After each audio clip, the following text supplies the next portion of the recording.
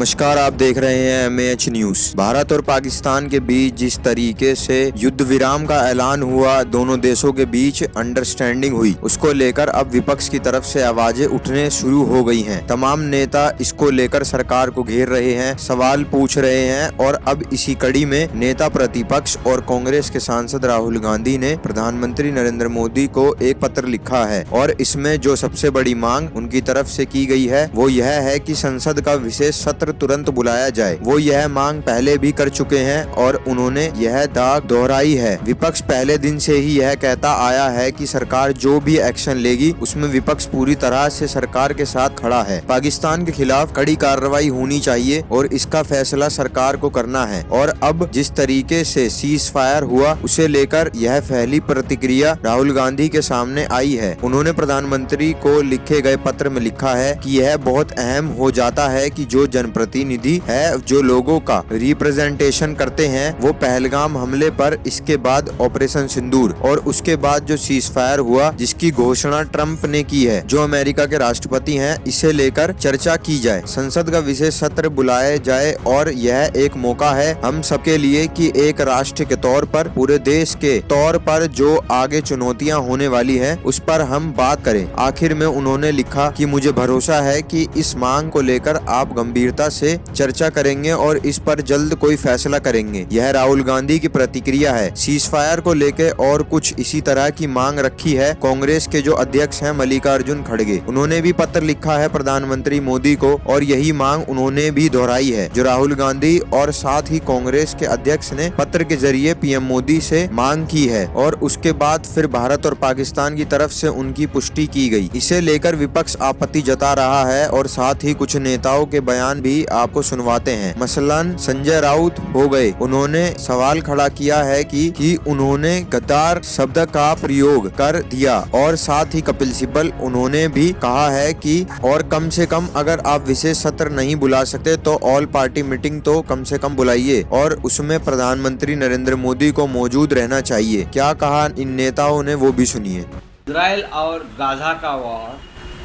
President Trump ने क्यों रुकवाया नहीं? अभी भी चल रहा है वॉर।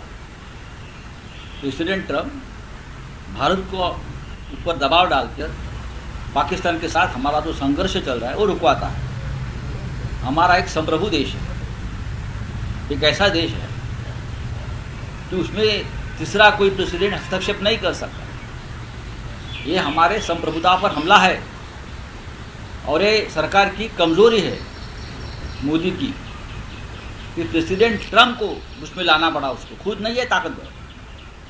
और वॉर रुकवाने की ज़रूरत क्या है? हमारे 26 माताओं का, बहनों का सिंदूर वो लोगों ने नष्ट कर दिया, ख़त्म कर दिया। इसलिए तो आपने ऑपरेशन सिंदूर किया ना, आपने सिंदूर का अपमान किया, आपने हिंदू संस्कृति का अपमान किया। कौन सा बदला लिया आपने, मुझे बताइए। वो 6 आतंकवादी आज भी इस देश के भूमि पर छुपे हैं, आपने उसका खात्मा नहीं किया है। मैंने कहा था ऑल पार्टी मीटिंग में कि जब तक वो 6 आतंकवादी मारे नहीं जाते, वो भी दिल्ली इंडिया गेट के सामने, तब तक ऑपरेशन सिंदूर पूरा नहीं होगा। आप लीजिए ना ऑल पार्टी मीटिंग, अभी बुलाइए ऑल पार्टी मीटिंग और मोदी जी को वहाँ उपस्थित रहना चाहिए। प्रधानमंत्री भागते क्यों है? कौन सा देश इस संघर्ष के घड़ी में हमारे साथ खड़ा रहा विश्व का, मुझे बताइए। इतने विदेश में घूमते हैं मोदी जी, कौन सा? ये जापान का वगैरह नाम लेते हैं, छोड़ दीजिए, उनकी सेना यहाँ नहीं आएगी लड़ने। लेकिन जो हमारी नेबर कंट्री है, नेबर कंट्री, एक भी कंट्री ने, एक भी देश ने हमारे साथ, हिंदुस्तान के साथ इस संकट की घड़ी में हमको समर्थन नहीं दिया। ये किसकी नाकामी है बोलिए? सब पाकिस्तान के साथ खड़े, सब चाइना के साथ खड़े, और अब अपने आप को डांगोरा करते हो हम विश्वगुरु हैं। हमने बहुत संयम रखा था कि ये युद्ध का माहौल है, एकजुट दिखनी चाहिए, हमारे जवानों का मनोबल नहीं गिरना चाहिए। लेकिन अब क्या हो रहा है? ये सरकार ने, ये मोदी गवर्नमेंट ने हमारे जवानों का मनोबल नीचे गिराया। हमारे जवानों को अगर आदेश मिलता तो लाहौर, कराची तक जाकर धड़क मार देते लोग, लेकिन आपने ये नहीं किया है। कौन सा बदला लिया हमें बताइए ना। आप बदले की बात करते हो, कौन सा बदला लिया आप लोगों ने?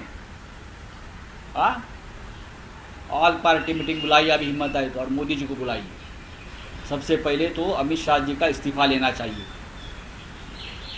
आज भी जो अगर श्रीनगर में अगर बम धमाके हो रहे हैं ना, तो अमित शाह जिम्मेदार है, गृह मंत्री जिम्मेदार, उनका इस्तीफा लीजिए।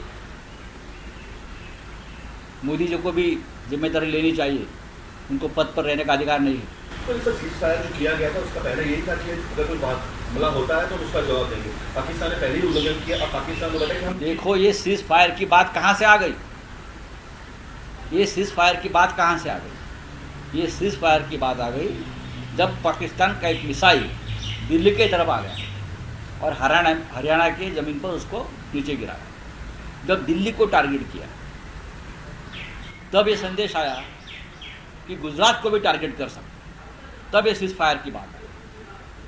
गुजरात बचाने के लिए, गुजरात में कुछ उद्योगपतियों की प्रॉपर्टी बचाने के लिए ये गद्दारी हुई। युद्ध विराम होने से हम सबसे पहले तो सेनानियों को, अपनी डिफेंस सर्विसेज को सल्यूट करते हैं कि उन्होंने मुंह तोड़ जवाब दिया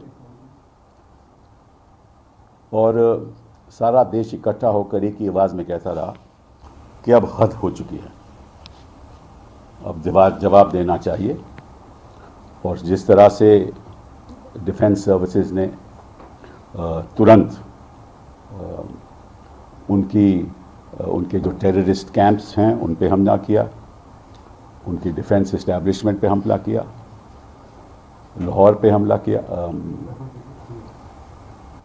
तो इस बात से सारा देश उनके साथ है और आपको सल्यूट करता है। पहली बात तो ये। दूसरी बात कि युद्ध विराम कैसे हुआ, क्यों हुआ, कई सवाल उठते हैं। उसके बारे में मैंने पहले भी कहा था कि एक स्पेशल सेशन ऑफ पार्लियामेंट बुलाना चाहिए। उसके बाद कांग्रेस पार्टी ने, बाकी सब दलों ने भी यही बात दोहराई, उसका जवाब सरकार से नहीं आया। अब युद्ध विराम हुआ है तो निश्चित रूप से हम दोबारा यही सवाल करेंगे कि आप जल्द से जल्द स्पेशल सेशन ऑफ पार्लियामेंट बुलाइए, क्योंकि हम मॉनसून सेशन तक तो वेट कर नहीं सकते, अभी तो उसमें कई महीने बाकी हैं और सवाल उठते रहेंगे और अगर जवाब नहीं मिलेगा तो जो वातावरण है उसमें करवाहट आ जाएगी। हम नहीं चाहते कि वातावरण में करवाहट आए।